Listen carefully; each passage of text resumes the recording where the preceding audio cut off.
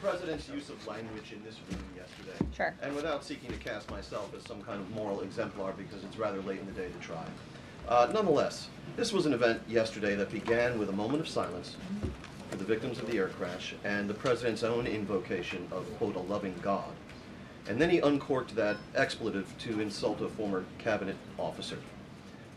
It was the same expletive that I saw him use in the East Room in 2020 when he famously held up the Trump acquitted headline.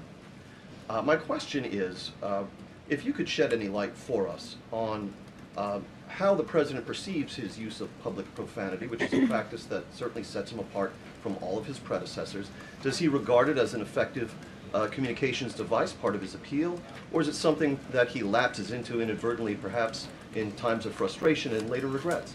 I think one of the things that the American people love most about this president is that he often says what they are thinking, but sometimes lack the courage to say themselves. And I think yesterday at this podium, you heard President Trump express great frustration, perhaps even anger, with the previous administration's policies, many of which have led to the crises that our country is currently facing and that this president is focused on fixing. Thank you guys very much. Have a great weekend. We'll see you next